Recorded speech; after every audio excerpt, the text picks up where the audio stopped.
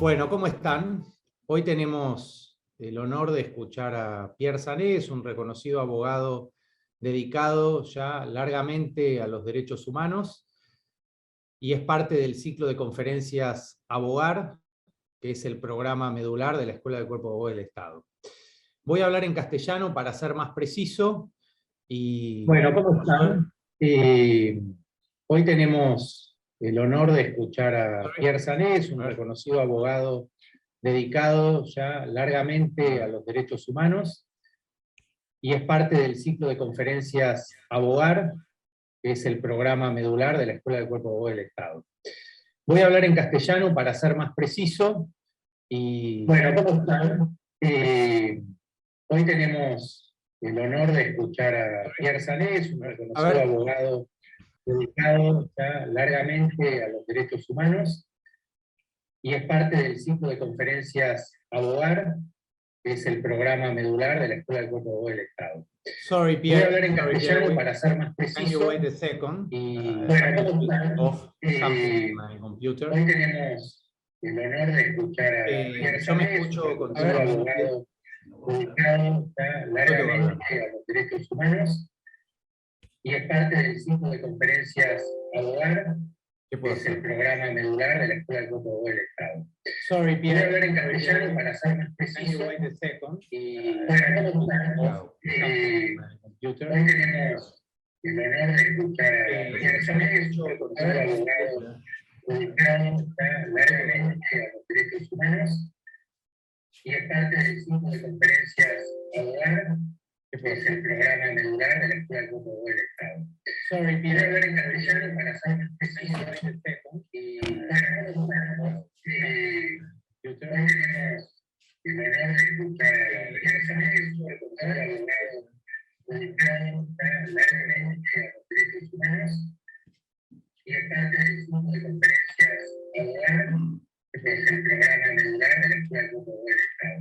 Sorry, Pierre. Voy a hablar en castellano para ser más preciso. Pierre, you have your computer on. The link of YouTube, maybe. I am on YouTube now. You have to switch on Zoom, not on YouTube, because I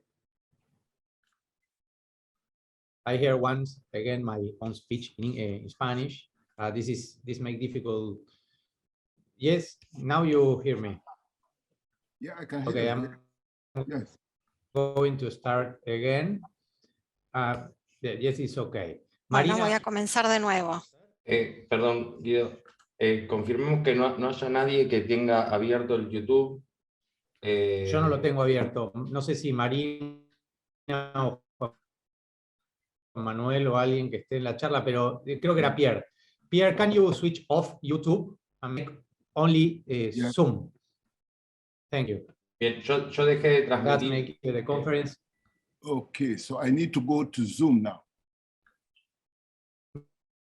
Only Zoom, exactly. Only, not YouTube. Y esperemos un segundito. If you need, so you can turn off this. Zoom. But I think you are all right. We are in Zoom now. But if you in your computer have also the YouTube link, can you switch off YouTube, not Zoom? Thank you for your patience, Pierre. Y vos, Leandro, grabemos de nuevo, ¿no? O bueno, después lo editarán ustedes. Yo voy a hacer la presentación de cero. Sí, yo ahora inicio la transmisión de vuelta, digamos. En el mismo link vamos a estar, pero la inicio de vuelta. Bueno, Mariana, vos le traducís a Pierre, ¿no? Marina. Perfecto. Vale, gracias. Bueno, arranco. Vale. Pierre, do you hear me now? Thank you.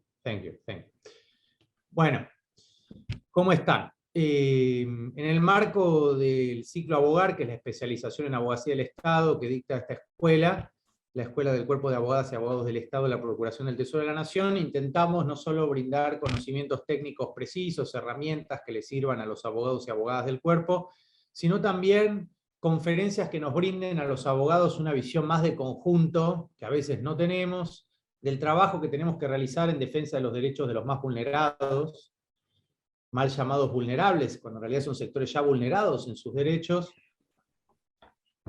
y en la defensa del interés público, que muchas veces queda desdibujado porque no es el modelo prioritario en muchas facultades, y nosotros entendemos que la abogacía es pública por definición, y que los derechos humanos son o deben ser el corazón de nuestra disciplina. En ese contexto y con esa idea es que lo invitamos a Pierre Sané a brindar esta conferencia en este ciclo, porque entendemos que la trayectoria y el saber práctico son conocimiento, no es solo el conocimiento que está en los libros que tengo acá en mi espalda, los manuales de derecho administrativo, sino el saber donde ha involucrado un compromiso, que creo que para la abogacía, y sobre todo para la abogacía estatal, la abogacía que defiende el interés público, es el saber más importante, es el saber que se traduce en hechos. Pierre Sané es un abogado muy comprometido con los derechos humanos, y yo, si me permitís, Pierre, y espero que me estés escuchando bien, quiero contar cómo tuve la suerte, el honor y el privilegio de poderte conocer, porque me parece que esa anécdota es ilustrativa y resume tu figura, tu tarea y tu compromiso, y por eso estás hoy acá conectado desde Senegal para dar una conferencia en la Escuela de Abogados del Estado de la República Argentina. Hace unos años, en la Universidad Nacional de Lanús, una universidad pública, por supuesto, la rectora Ana Jaramillo, que inventó una carrera que no existía en nuestro país. Ana Jaramillo inventó una carrera que se llama Justicia y Derechos Humanos, porque entendía que hay demasiadas carreras de derecho en la República Argentina, y en el mundo, diría, y sin embargo lo único que crece es la injusticia, la desigualdad, la exclusión, el hambre, la pobreza. Entonces Ana Jaramillo se hizo una pregunta, es ¿para qué vamos a seguir formando abogados si hay un montón de carreras de derecho que tienen cada vez más estudiantes y el resultado que vemos es cada vez más pobre? Y así nació la carrera de Justicia y Derechos Humanos. Porque en realidad lo que falta es justicia, lo que falta son derechos humanos, y lo que sobran muchas veces son abogados. Por eso ella cita a Calamandré, que decía muchos abogados y muy poca justicia. Bueno, en el marco de esa carrera, esa de licenciatura, se hizo un congreso de filosofía, y en ese congreso de filosofía estuvo Daniel Rafecas en la mesa jurídica, que tuve que coordinar yo, y en la mesa de derechos humanos o dignidad humana, que coordinaba Ana Jaramillo, fue invitado Pierre Sané. Y así yo tuve la suerte como abogado de conocerlo a Pierre Sané, de conocer a esa persona maravillosa y muy comprometida. De hecho, hace un momento yo me reía por adentro, y perdón por esta infidencia marina que nos conocimos hoy, las traductoras hiperprofesionales que tenemos, que se preguntaban, siendo una escuela de abogados, si Pierre se iba a conectar. Yo no tenía la menor duda de que Pierre Sané se iba a conectar, y que se iba a conectar antes que yo incluso. No me cabía ninguna duda porque lo conozco, porque conozco su nivel de compromiso y con su tarea, y por eso estoy enormemente alegre de que esté, de que podamos conocerlo y que los abogados del Estado se enteren de quién es Pierre Sané, de por qué lo convocamos a que brinde esta conferencia. Eso solo hubiera sido suficiente. Pierre Sané tiene un currículum que yo no necesito detallar y que es apabullante para cualquier abogado y para cualquier abogado especializado en derechos humanos. Pero además de eso, otra cosa, Pierre, y con esto termino y te doy la palabra, a mí lo que me maravilló, lo que me sorprendió, lo que me conmovió, fue que en ese congreso, en la Universidad Nacional de Lanús, Pierre Sané se reencontró en ese campus, en Remedios de Escalada, con Baltasar Garzón, en el Tribunal de Mediación Académica en Derechos Humanos, que yo tuve el honor de dirigir, y que lleva el nombre de Rodolfo Ortega Peña, un abogado que se dedicó a los derechos humanos con Eduardo Luis Duhalde, ex secretario de Derechos Humanos, que me acompaña acá atrás, y me sorprendió mucho cuando Pierre, en realidad me lo contaste después de cenar esa noche, en realidad Pierre ya lo conocía a Baltasar Garzón. Por supuesto, el que desconocía la historia era yo. Y Pierre me contó que él, cuando era secretario general de Amnistía Internacional, había tenido una vinculación con Baltasar Garzón, que en ese momento era juez en España, con motivo del proceso que se intentó llevar a cabo contra Pinochet. ¿Y por qué a mí me conmovió esta historia? Me conmovió porque yo venía de ser becario de la OEA en Chile, y el prólogo de mi único libro, que está ahí arriba, tiene un prólogo que lo escribió el juez Guzmán Tapia.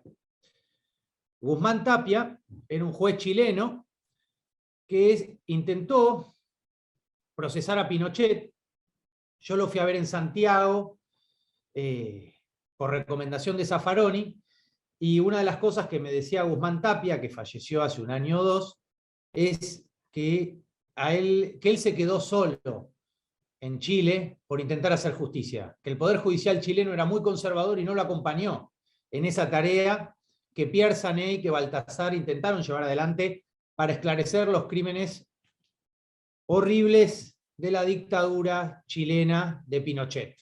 A mí me sorprendió mucho conocer, y me enorgulleció y me enorgullece, Pierre, que vos estés hoy acá, y que todos puedan acceder a esta historia y a conocerte y a entender el nivel de compromiso que no empezó hoy, que tienen estas personas, y el trabajo que hace la educación pública, porque trasciendan estas experiencias y sirvan como modelo para los abogados que vienen o venimos detrás de esa generación a tratar de sostener las mismas banderas de memoria y verdad y justicia que en la Argentina han sido y son un paradigma, diría. Con esto, Pierre, ahora te digo sencillamente, bueno, estoy un poco más delgado y me reí por la broma que me hacías al comienzo y probablemente tengas razón. La Escuela de Cuerpo de Abogados del Estado es un espejito de lo que pasa a nivel de políticas públicas nacionales. Cuando es una prioridad defender el interés público, esta escuela crece. Cuando es una prioridad endeudar y empobrecer a nuestros países latinoamericanos o africanos, esta escuela se desdibuja porque deja de ser prioridad formar a los abogados para defender el interés de sus países. Más bien se cierran estos espacios. Para mí es un motivo, como te decía, de enorme orgullo contar con tu presencia. Ahora voy a hacer silencio y te voy a escuchar atentamente. Te agradezco nuevamente tu compromiso, tu dedicación. Te comprometo a escribir un artículo para la revista del Cuerpo de Abogados del Estado. Espero poder verte y abrazarte pronto. Y como te digo, para mí fue aleccionador y fue un aprendizaje enorme poder conocerte, me alegró mucho, pero me alegró, en realidad es muy poco lo que estoy diciendo. Para decirlo más claramente, acá tengo en el escritorio, esto es la Escuela del Cuerpo de Abogados del Estado de Bolivia, que lleva el nombre de Evo Morales, que fue presidente de Bolivia. Bolivia no tenía procuración del Tesoro, directamente no tenía procuración del Tesoro hasta que no llegó Evo Morales a ese país. Tengo este libro que es de la AGU, que es la Abogacía General de la Unión, son los abogados del Estado de Brasil. Son todos hermanos latinoamericanos con los que queremos volver a trabajar para volver a poner de pie a nuestros países y defender a nuestra región, que tiene un montón de recursos y cada vez son más pobres. Y yo me imagino que en África ustedes tienen un desafío semejante. Vos me dijiste hace muchos años, hace 3, 4 años en la Universidad de Lanús, que teníamos que trabajar más en esa vinculación sur-sur entre América Latina y África, y yo, digamos, trato de sostener esos compromisos. Así que bueno, desde nuestro lugar contá para ese trabajo, yo creo que está por hacerse, ¿no? Pero bueno, depende del trabajo nuestro que eso se pueda consolidar y lograr. Y como te decía antes, y ahora te lo va a aclarar Marina, el público que vas a tener hoy, y además la conferencia va a quedar grabada, son abogados de todo el Estado Nacional. Acá se forman los abogados que defienden el interés de la nación argentina. Son abogados del sector público, que es mucho más que un sector, pero no tienen que ver con el sector privado, sino que defienden en una lucha muy despareja el interés público. Es decir, que defienden en teoría al pueblo, a las mayorías, desclasadas y empobrecidas en general. Esos son los abogados que te van a estar escuchando hoy. Gracias. Siempre abogué porque se generaran vínculos más fuertes entre Latinoamérica y África desde los 80, en los 90, en Amnesty International.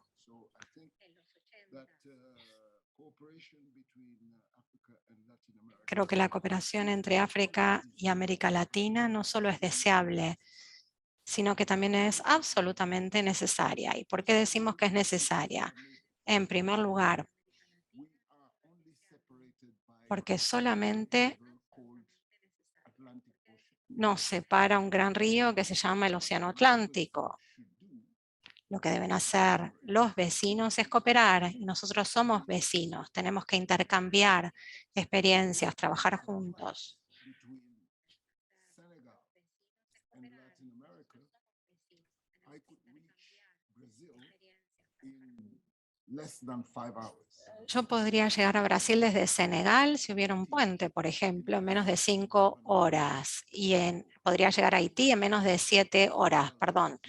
Volar de Senegal a Brasil es un vuelo corto, más corto que ir de Senegal a París. Con lo cual somos vecinos cercanos. Y los vecinos cercanos tienen que trabajar juntos. Is that we, on both sides of the South Atlantic, we are looking up to Europe. Estamos a ambos lados del Atlántico y lo que hacemos es mirar hacia arriba, hacia Europa, hacia Estados Unidos ustedes, nosotros hacia Europa. Y ahora es el momento en que miremos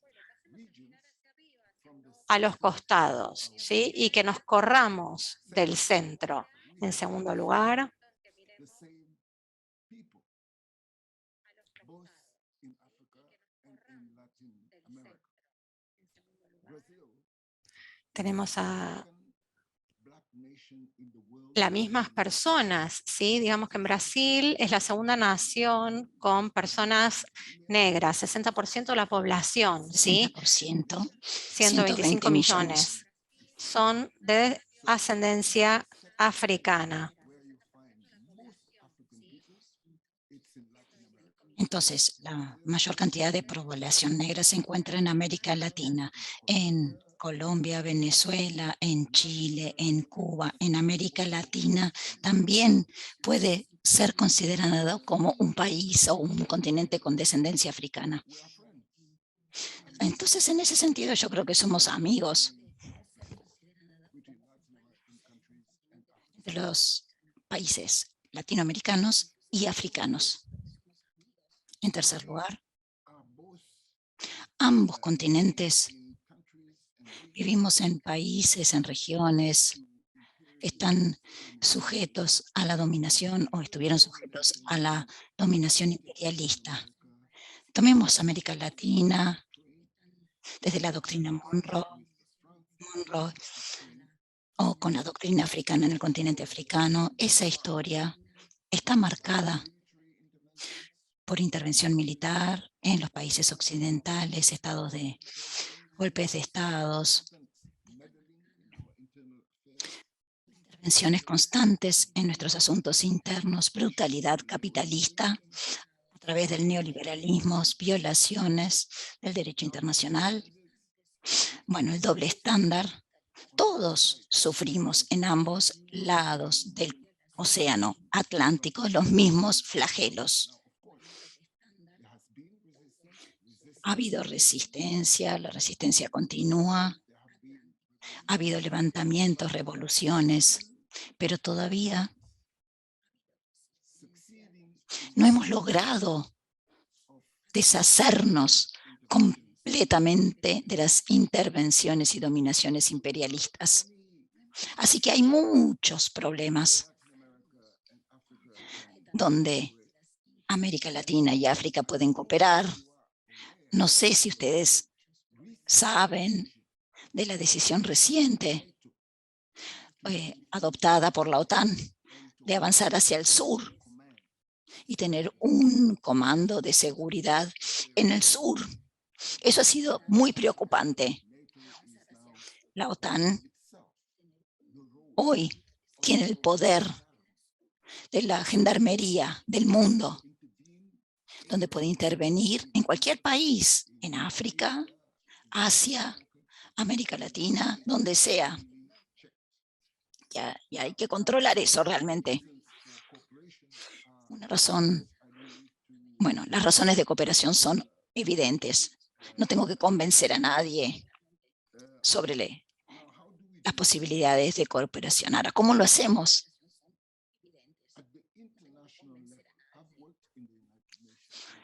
A nivel internacional, el trabajo de las Naciones Unidas. Sabemos que las organizaciones cooperan. Entonces, a nivel internacional, lo que tenemos que hacer, y esto está relacionado con los gobiernos, es sistematizar los intercambios, la cooperación dentro y entre organizaciones internacionales, el Banco Mundial, UNESCO, el Alto Comisionado de las Naciones Unidas, el Fondo Monetario Internacional, el Grupo Africano y el Grupo Latinoamericano. De estas instituciones tienen que coordinarse mejor para sistematizar la coordinación, porque estas organizaciones internacionales, el derecho internacional, los tratados internacionales, se negocian ahí. Entonces, para lograr formas útiles de llegar con América Latina y al continente africano a un terreno común para el desarrollo del derecho internacional. Esa sería la primera forma de fortalecer la cooperación entre América Latina y África.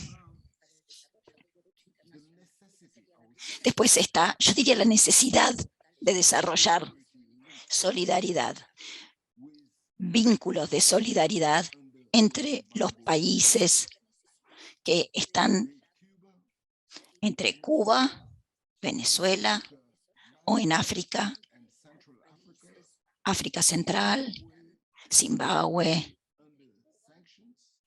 Todos están siendo objeto de sanciones por los Estados Unidos y aliados de los Estados Unidos. Porque cualquiera de nuestros países podría ser objeto en el futuro de esta lista de sanciones. Porque si Occidente no está de acuerdo con nuestras opciones económicas o con las nuevas asociaciones que estemos desarrollando con China, hay un riesgo de ser objeto de sanciones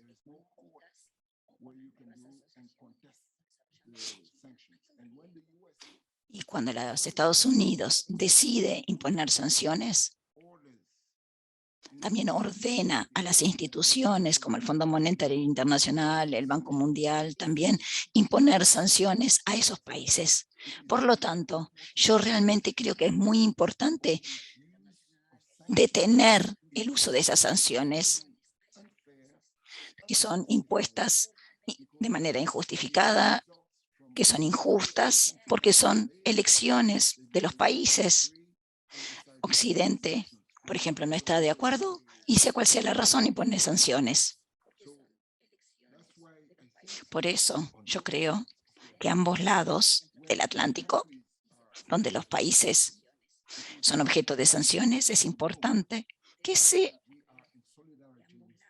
sepa que existe solidaridad entre los dos continentes y que podemos seguir desarrollando vínculos diplomáticos y salir de ese aislamiento.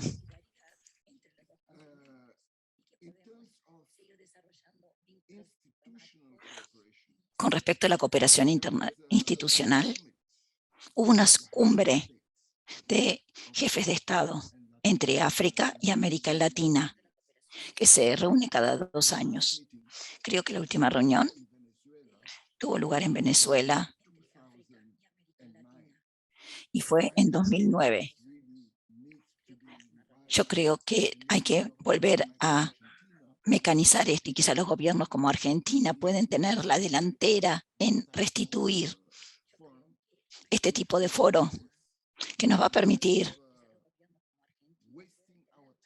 en vez de perder el tiempo en cumbres, como la Cumbre de las Américas, por ejemplo, que se está derrumbando por sí sola, por su propio peso, o las cumbres en Europa y África, que no tienen ningún sentido. Para mí es mejor restituir la cumbre de los jefes de Estado de América Latina y África, pero esta cumbre de jefes de Estado no es suficiente. También necesitamos una cumbre de los pueblos y que en el mismo foro participen los actores económicos, sociales, universidades, las organizaciones de la sociedad civil, actores culturales, etcétera, que se reúnan periódicamente, bueno, cada 2 años, y donde pueda haber intercambios entre personas, interacciones, donde puedan compartir ideas, decidir prioridades y hacer planificación para una acción colectiva futura. Yo creo que África debería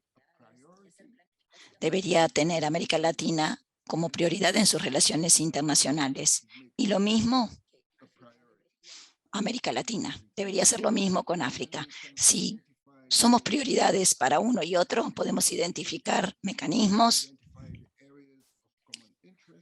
podemos identificar áreas comunes, de interés común, pero tenemos que hablar, dialogar. No nos hablamos lo suficiente. No miramos al costado, sino que miramos hacia arriba para los Estados Unidos o a Europa. En ese sentido, entonces, yo desarrollé hace unos 5 años un proyecto de un foro de América Latina y África.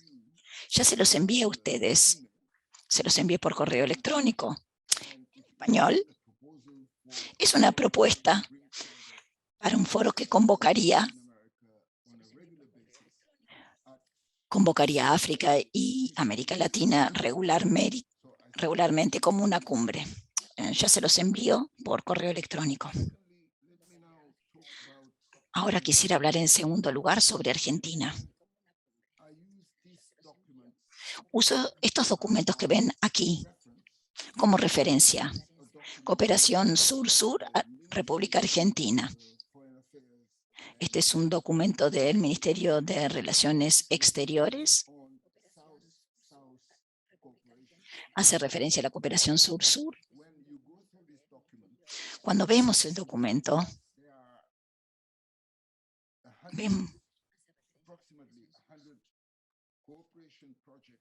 hay 100 proyectos de cooperación, por lo menos 100, por lo menos al momento de publicación, había 100 en curso. Y de esos 100 proyectos, solo 3 son con los países africanos. El resto es con Bolivia, Cuba, Venezuela, bueno, con otros países latinoamericanos.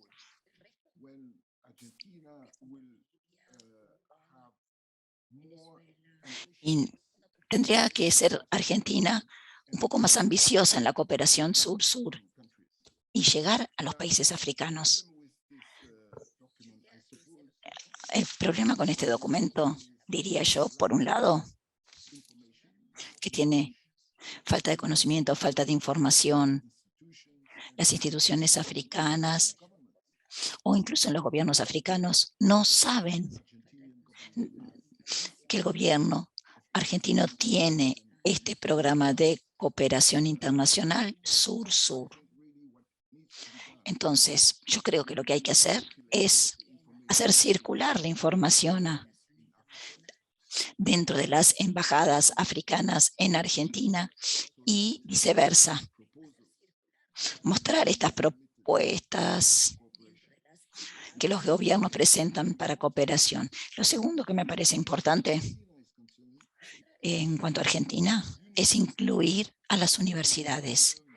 Yo creo firmemente que la base o el comienzo de la cooperación entre África y América Latina debería comenzar a nivel universitario, porque ahí se produce el conocimiento, ahí se da la investigación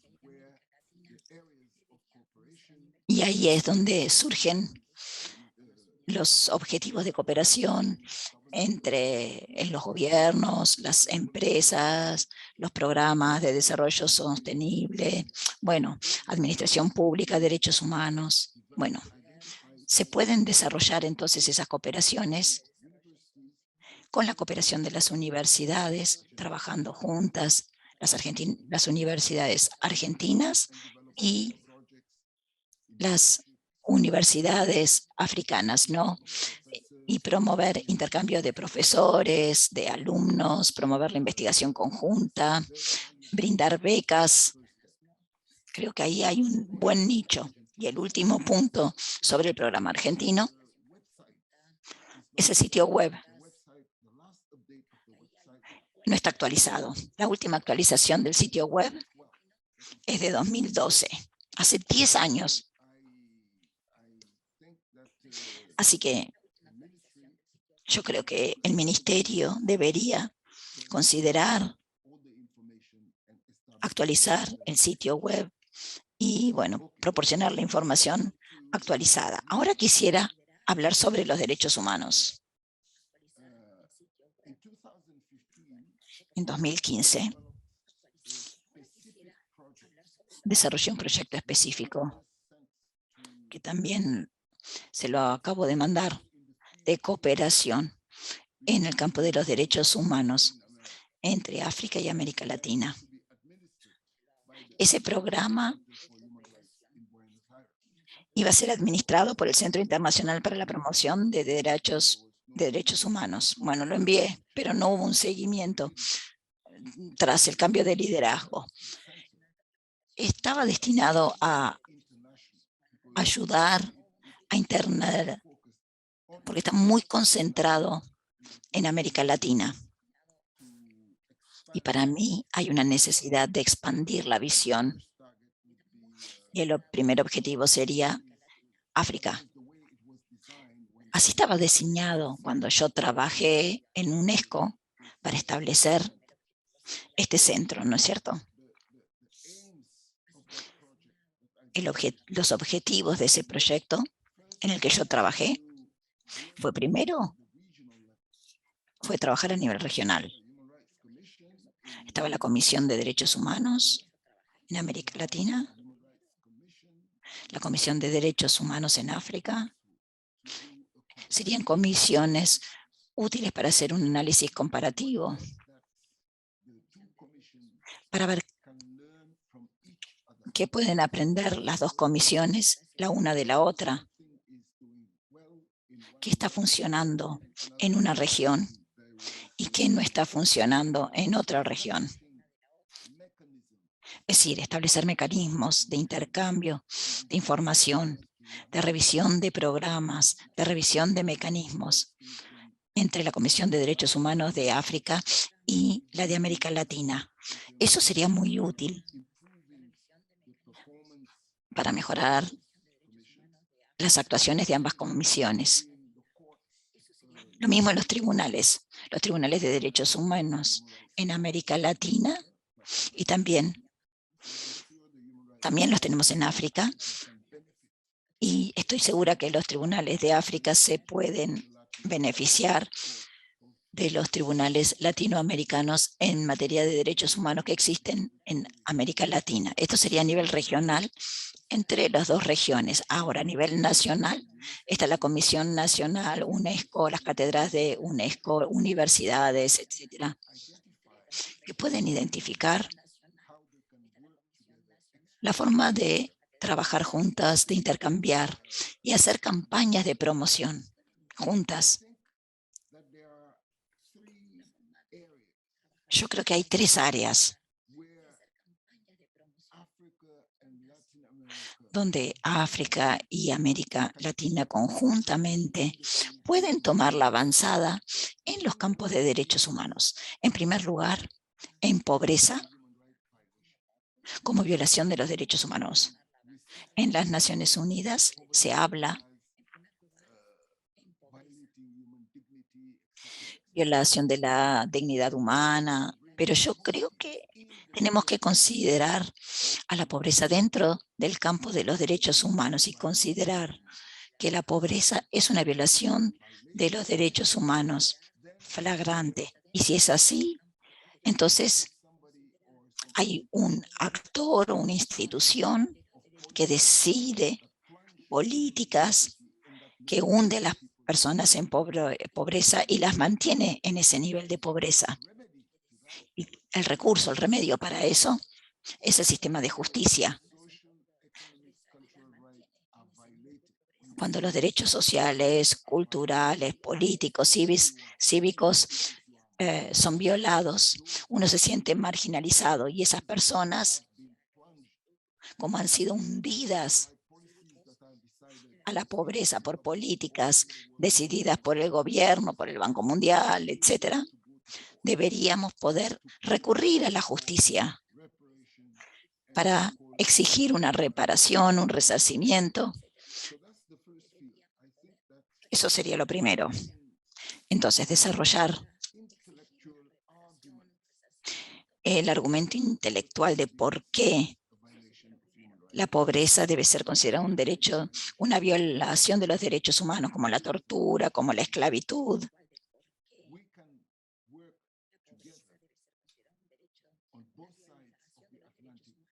To move forward and try and impose a new paradigm. Bueno, tenemos que tratar de imponer un nuevo paradigma para ver cómo lidiamos con la pobreza.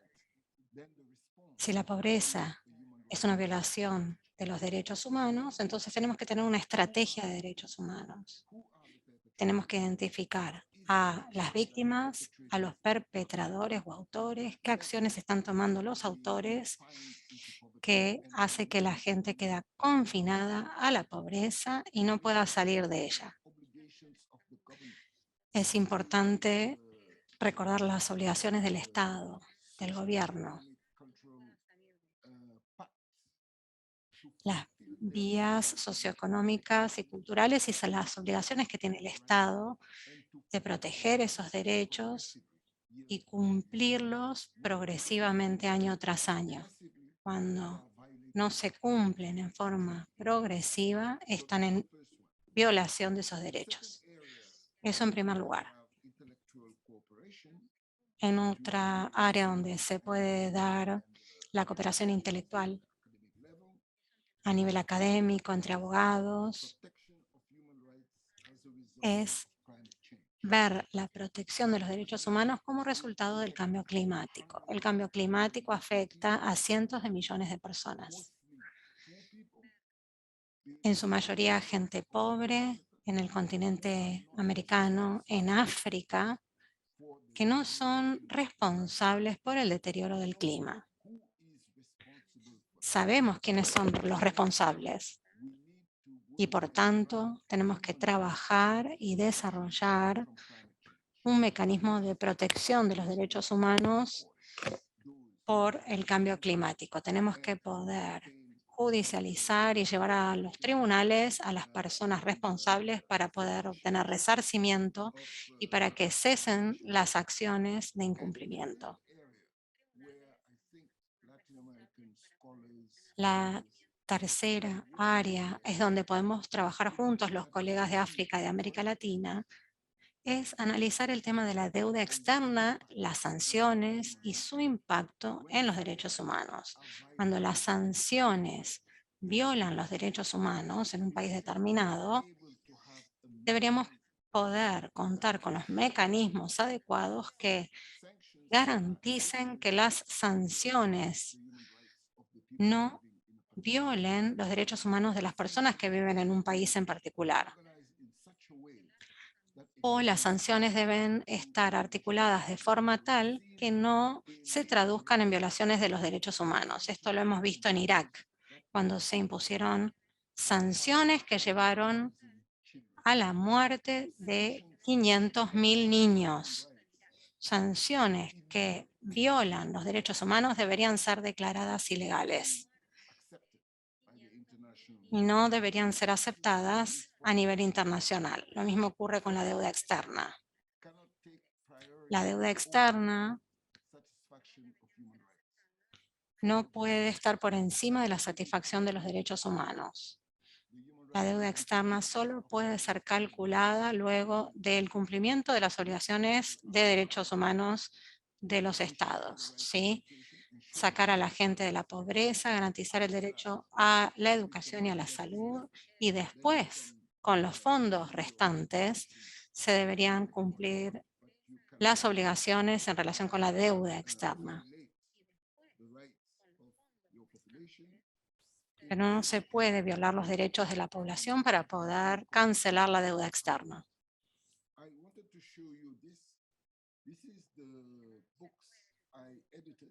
Este es el libro que edité, que publiqué. Son 4 libros sobre pobreza como violación de los derechos humanos. ¿Sí? Una serie de UNESCO con académicos y distintos abogados que contribuyeron a este libro y que responden, sí, la pobreza representa una violación a los derechos humanos. Y esto tiene que ser planteado, se debe hacer incidencia a nivel del sistema de la ONU, los activistas tienen que defender esta causa y pueden utilizar el material contenido en estos libros para hacer lobby con los gobiernos de forma tal que la pobreza sea tratada como una violación de los derechos humanos por parte del gobierno. Si lo calificamos o la calificamos como una violación de los derechos humanos, pasa a ser un tema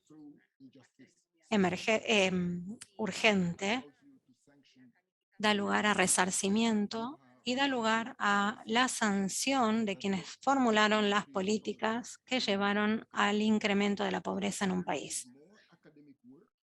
Por eso tenemos que desarrollar más trabajo académico, necesitamos material de investigadores y campañas internacionales para poder plantear estos 3 temas, la pobreza, el cambio climático y la deuda externa y las sanciones, y poder abordarlos desde la perspectiva de los derechos humanos. Tenemos que poder analizarlos desde la perspectiva del incumplimiento de los derechos humanos. Si un tema representa una violación de los derechos humanos, entonces la respuesta a ese tema va a estar en el sistema de justicia. Entonces, por ejemplo, se puede ordenar que un gobierno deje fondos suficientes para combatir la pobreza, para garantizar la educación y garantizar la salud, y recién con los fondos restantes se puede cancelar la deuda externa. En estas áreas de cooperación intelectual, podríamos realmente plantear un nuevo paradigma bien argumentado y fundamentado, que se alinee totalmente con el derecho internacional.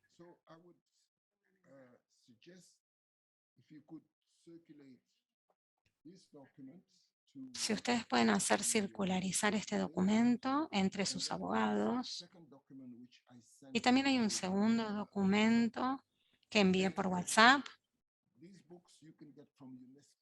Estos libros los pueden conseguir de UNESCO en Montevideo.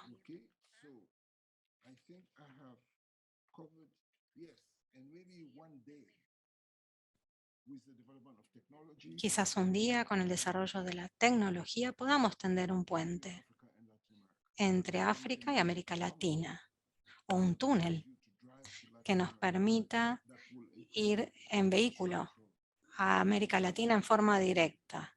Desde el punto de vista estructural, esto posibilitaría más cooperación entre América Latina y África. Muchas gracias, espero no haber tomado demasiado tiempo. Y si tienen alguna pregunta, estoy dispuesto a responderla. I wrote, but I'm going to raise this in Voy a Spanish. hacer 2 preguntas en español. So the rest can understand us. So I'm going to ask Marina if it's okay if I ask something in Spanish to Pierre. It's important, Pierre, this to understand, so he can answer me. Thank you. So, Pierre, thank you. I'm going to speak, as I say, in Spanish one moment, and then they translate into Spanish, into English, sorry, so you can answer me. Bueno, muchas gracias, Pierre. Yo me quedé con 2 ideas, 2 preguntas que te quiero hacer.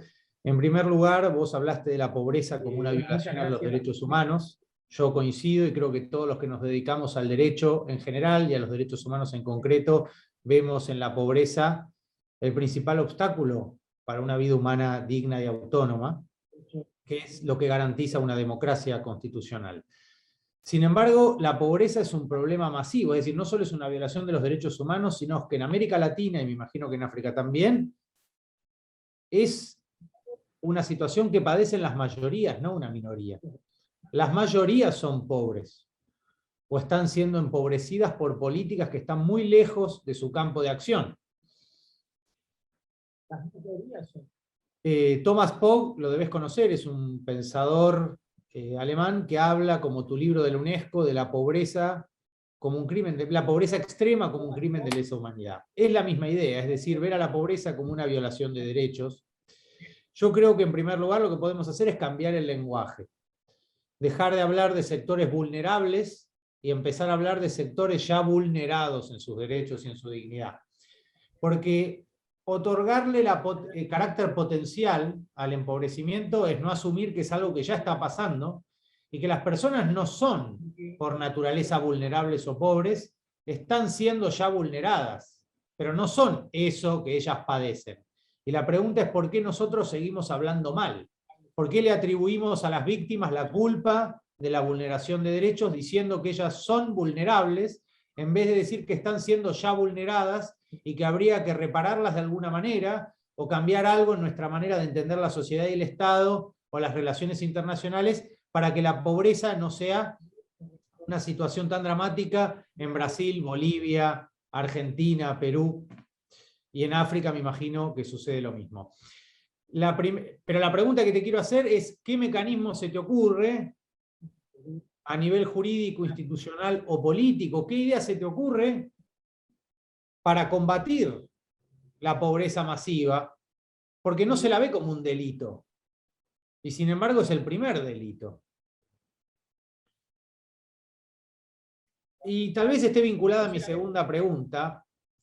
Vos hablaste o propusiste que las sanciones, ahora estoy pensando en los bloqueos, ¿no? Que las sanciones no deriven en violar más derechos humanos todavía, o en generar mayor empobrecimiento y exclusión. Y ahí pienso, vinculado a lo que hablábamos antes, ¿cuál es el rol de la comunidad internacional que evidentemente está en crisis también? Los foros internacionales, ni hablar de la diplomacia. Vos hablabas de la guerra en Irak, yo pienso en el Consejo de Seguridad de la ONU. Si no fuera por el veto de Francia, esa guerra se hubiera hecho a través del Consejo de Seguridad, para buscar armas de destrucción masiva que no se encontraron. Pienso en Fatou Bensouda, fiscal de la Corte Penal Internacional, criminalizada por hacer su trabajo, diría yo. Lo que pienso es que los derechos humanos, cuando los ponemos en acción, cuando deja de ser una consigna política, entre comillas, correcta, y tratamos de llevarlo a la práctica, es muy difícil lograr cambios concretos y demanda mucho compromiso personal. Por eso para mí era tan importante escucharte a vos. Pero mi pregunta, y no quiero sonar pesimista, es ¿qué futuro tienen los derechos humanos si para ser sostenidos dependen del compromiso férreo de algunas personas que llevan esta causa adelante, en vez de ser una consigna básica de la democracia? Porque en nuestro país y en todos los países de América Latina la pobreza crece. Y yo no veo que, salvo que empecemos a criminalizar decisiones que trascienden a las poblaciones y que están justamente tomadas en espacios de mucho poder, podamos evitar que esto siga sucediendo. Es decir, ¿cómo pensás vos, en serio, qué podemos cambiar para tratar de revertir esta situación? Porque hay un hilo que no vemos, pero nuestras poblaciones son cada vez más pobres. Y los delitos más sofisticados, la criminalidad más sofisticada económica, nunca es vista como un crimen, tampoco. Ni la pobreza masiva, ni los crímenes financieros sofisticados, cuyos actores nunca van presos. Los que van presos son los pobres siempre. En las cárceles de América Latina, los únicos que están adentro de esas cárceles son siempre pobres. Esos son los pobres. Las cárceles de América Latina. Yes. You know, this book was edited by Thomas Sí. Pogge. Este libro fue publicado por Thomas Pogge. Trabajamos mucho, en estrecha colaboración con él y muchos otros académicos y pensadores para desarrollar los argumentos. Sí, los académicos contra la pobreza, ¿sí? De diversas universidades. Preparamos este trabajo en conjunto. Es cierto lo que dice respecto de la gente vulnerable. Cuando se usa este término, pareciera que es una condición natural de estas personas o que no tuvieron suerte o no trabajaron lo suficiente o no se unieron al mercado, sino como si fuera su propia falta, su culpa. En Estados Unidos, la terminología relacionada con la esclavitud cambió. Ya no hablan de esclavos, hablan de esclavizados. Muestra claramente la violación de los derechos de una persona, así de su derecho a la libertad. Han sido esclavizados. Lo mismo debería ocurrir con la vulnerabilidad. Los hicieron vulnerables por su falta de poder.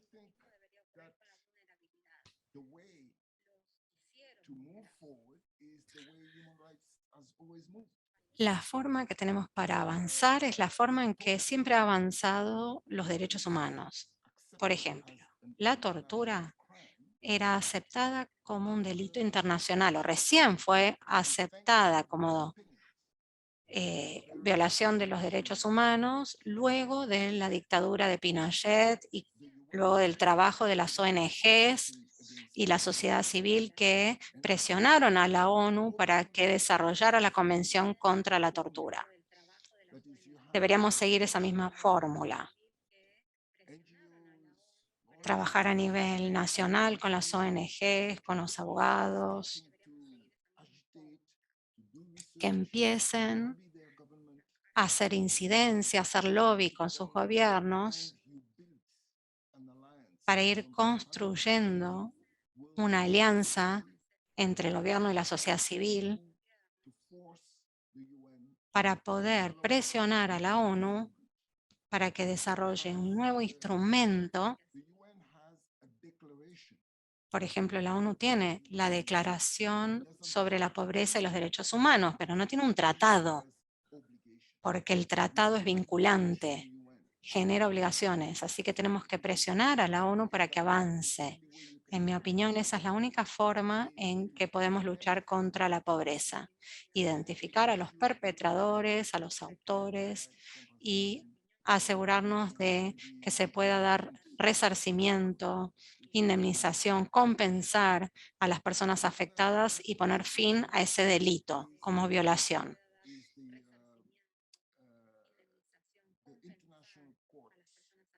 También están, bueno, la ICC o la Corte Penal Internacional.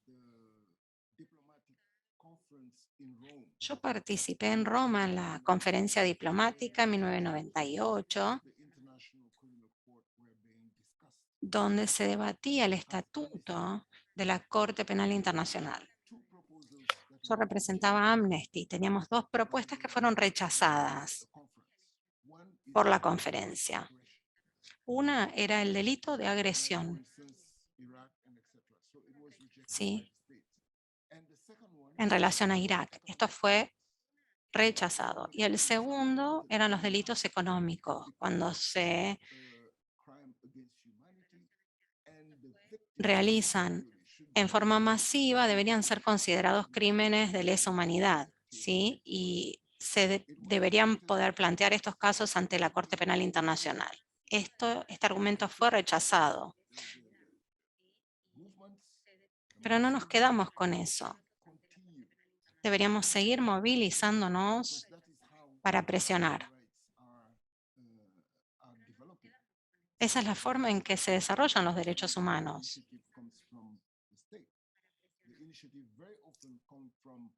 Generalmente no surgen del Estado las iniciativas, sino más bien de los activistas en el terreno, ¿sí? En las bases. Por ejemplo, en el caso de los desaparecidos, que dan lugar a una convención.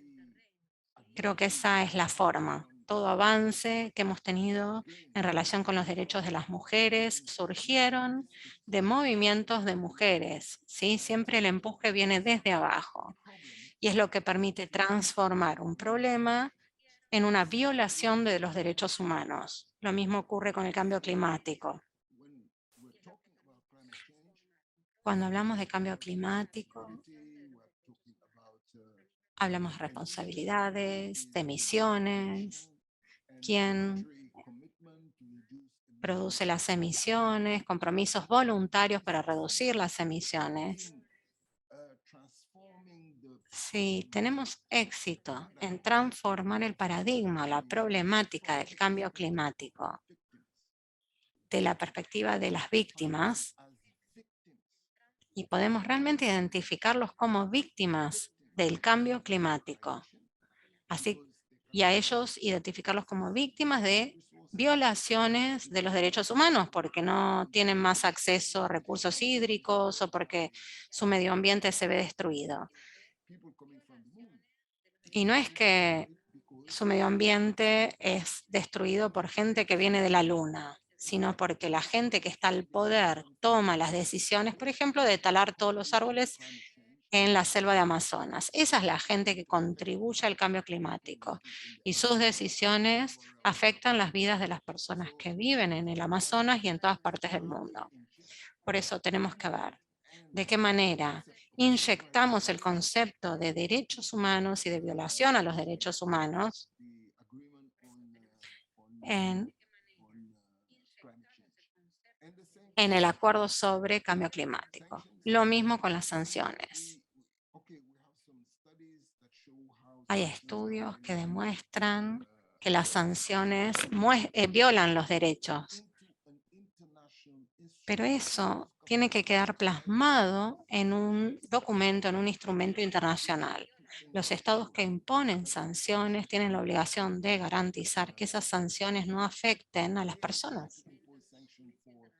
Tratan de imponer sanciones por regímenes o para lograr un cambio de régimen. Ningún régimen cambió por las sanciones. Si analizamos Cuba, Irak, Rusia, las sanciones no logran hacer cambiar los regímenes políticos, pero sí afectan a las personas. Y tenemos que poder documentar de qué forma los derechos de estas personas se ven vulnerados por el régimen y por las sanciones, y de qué manera la Corte Penal Internacional pueda responder a los reclamos planteados por las víctimas.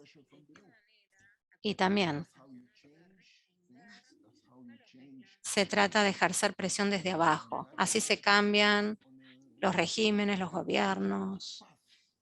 Y América Latina está en un camino alentador.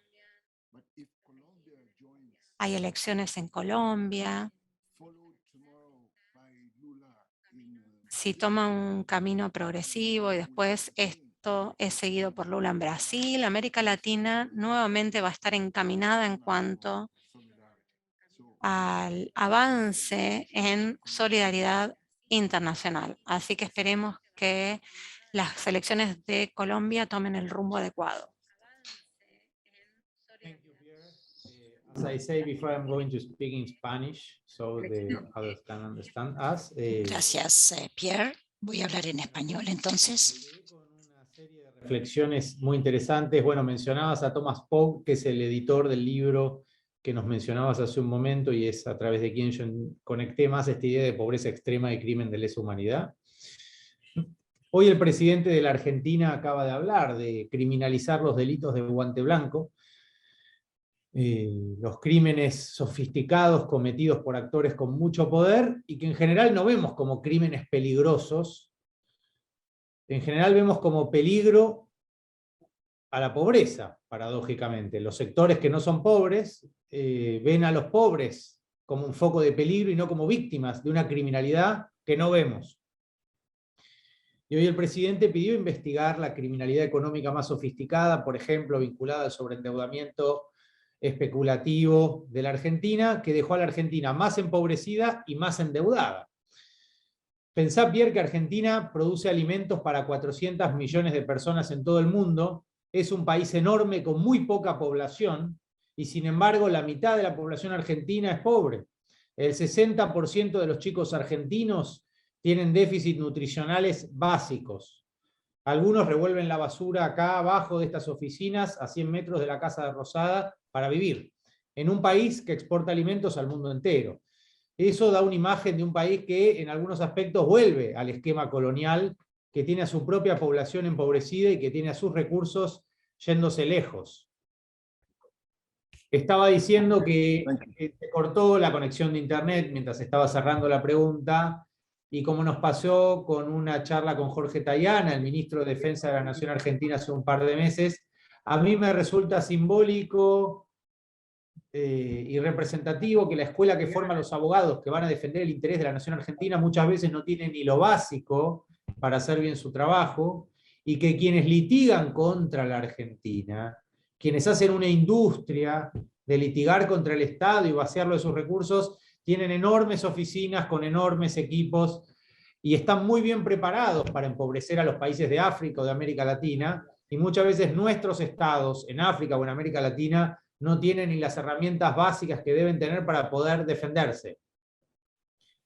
Ahora recuerdo que los fondos buitre, Pierre, nosotros le llamamos fondos buitre a los fondos especulativos que hacen negocios de especulación financiera con el endeudamiento de los países de África y de América Latina. Un experto de deuda de Naciones Unidas llegó a decir en su momento que la acción especulativa de los fondos de inversión ponían en riesgo planes que combaten el hambre en África. Yo creo que tenemos que analizar con mayor profundidad los procesos de endeudamiento externo de nuestros países, de África y de América Latina. Creo que el endeudamiento es parte de una ingeniería financiera especulativa que nos empobrece cada vez más, porque nuestros países están endeudados, pero el resultado de ese endeudamiento nunca se ve. Como decía Scalabrini Ortiz era un ingeniero argentino, tengo su cuadro acá en la pared, y él decía que en realidad la plata del endeudamiento, el dinero nunca llega a nuestros países, lo único que queda es el endeudamiento y una población cada vez más empobrecida. Entonces, a mí me gustaría profundizar la relación inversa que hay entre el endeudamiento y los derechos humanos, porque pareciera ser que a medida que suben los índices de deuda,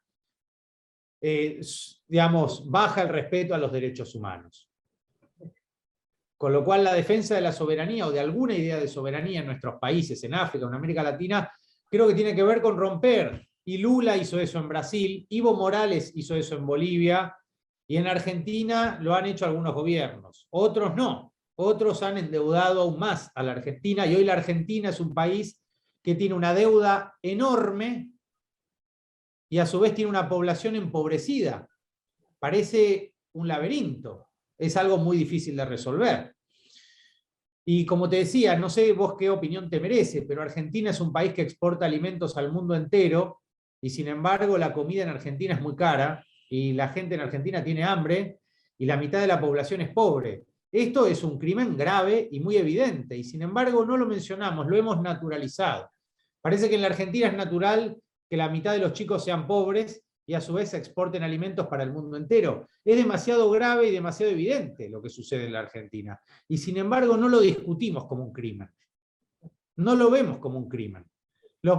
¿Sabés a quiénes vemos como criminales en la Argentina? A los jóvenes pobres del conurbano. Los jóvenes pobres sí aparecen en la televisión como si ellos fueran los verdaderos delincuentes de la República Argentina, cuando en realidad la dinámica es un poco más compleja, ¿no? Porque han nacido en la pobreza. Yes, you are absolutely right. Sí, totalmente de acuerdo.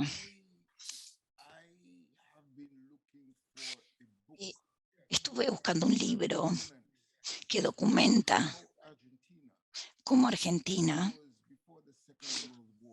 antes de la Segunda Guerra Mundial, era el 8º país más rico del mundo. Era uno de los países más ricos del mundo. Si recuerdo correctamente, era 8º. Entonces la pregunta es, ¿cómo Argentina llegó de ser el 8º país más rico del mundo a la situación en la que se encuentra hoy, donde la mitad de la población es pobre. Es una sucesión de regímenes, ya lo sé, dominación estadounidense, bueno, malas políticas, bueno, gobiernos corruptos, bueno, intereses de la élite. Si hay un libro en inglés que explique 50, 60 años de la historia económica y social argentina, bueno, me gustaría leerlo, porque yo realmente tengo que entender lo que pasó, porque lo que pasa en Argentina podría pasar también en alguna otra parte, podría pasar en África.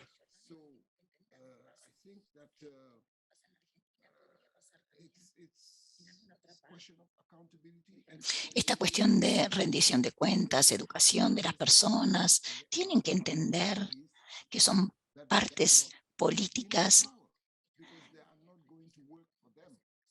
y que tienen que trabajar por sí mismas, tienen que trabajar por su propio interés, no para el interés de otros. Eso se llama educación política.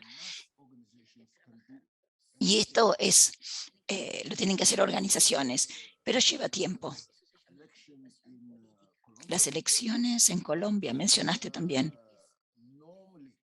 pero normalmente el pueblo colombiano, si puede llegar a entender esa continuidad de sufrimiento, por qué vienen sufriendo tanto, votarían entonces por la izquierda, pero si no lo entienden, y si son prisioneros de la propaganda, del régimen de la propaganda, bueno, va a pasar lo mismo, como pasó en Estados Unidos, que los pobres también votan a los republicanos. Se los dejan sometidos a los medios poderosos de propaganda, la televisión, los periódicos, los medios de comunicación. Es una concentración de pequeños oligarcas.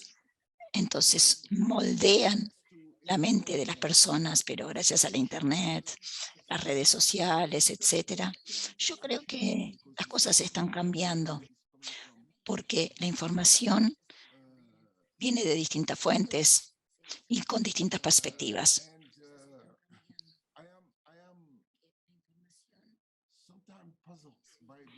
A veces me sorprende la hipocresía de los países occidentales. Los oligarcas, por ejemplo, la oligarquía rusa. Bueno, en todas partes está presente. Hay oligarcas estadounidenses, franceses, británicos. Si vamos por los activos de los oligarcas, sin una decisión, una sentencia judicial, bueno, no van a los tribunales, se levantan un día y bueno, tenemos a los oligarcas en los distintos países que son bienvenidos o son bien recibidos cuando van a invertir en otro país. Bueno, y ahora entonces se dice, bueno, por la cercanía a Putin, bueno, hay que robar. Porque si vamos contra los oligarcas, bueno, hay que atacar a todos, no solamente a los rusos. Porque todos obtienen sus ganancias de formas no siempre legales, por decirlo de alguna manera. Pero yo confío que las organizaciones, bueno, lleva tiempo, pero creo que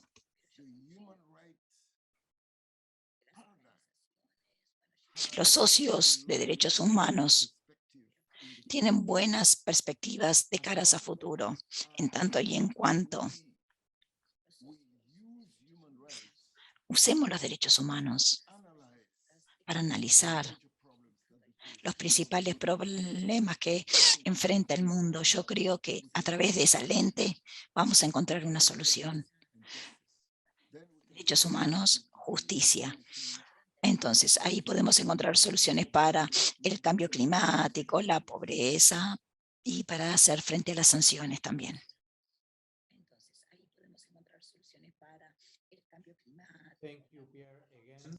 Gracias, Pierre. Creo que fue muy útil esto para nosotros. Voy a volver a hablar en español. Can understand us and you reach the translation. Entonces, En principio, en final, agradecerte mucho la presentación. Creo que nos dejás con un montón de interrogantes y a su vez con la seguridad de que los derechos humanos sin un compromiso de cada abogado y abogada no se defienden solos. Esa es la conclusión que yo saco de estos diálogos con vos, con Juan Guzmán Tapia, que fue el juez que procesó a Pinochet, o con Baltasar Garzón, o con Zaffaroni, con quien trabajé y trabajo. Escuchándolos a ustedes, uno aprende. Creo que la principal enseñanza para la abogacía es el ejemplo, ¿no? No está en los libros, por eso para mí era importante escucharte a vos. Creo que digamos, el principal aprendizaje está en dar el ejemplo, en recibir el ejemplo y en ver a los abogados que dan una lucha real y concreta por reivindicar derechos en el campo, ¿no? En la acción. No, hay un montón de preguntas, pero me parece que es más sencillo si te las hacemos llegar, y me gustaría, Pierre, si podés escribir un trabajo para la revista del Cuerpo de Abogados de la Argentina. Me parece que sería importante. Es la revista que tengo acá atrás. Yo te la voy a hacer llegar, naturalmente. Esperamos verte pronto en la Argentina o poder invitarte, que puedas exponer en persona en nuestro país. Sería un honor.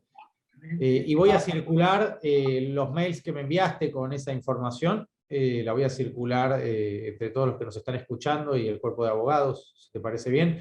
No sé si querés hacer alguna conclusión, algún mensaje final de mi parte. Solo agradecerte y extenderte el saludo del Procurador del Tesoro de la Nación.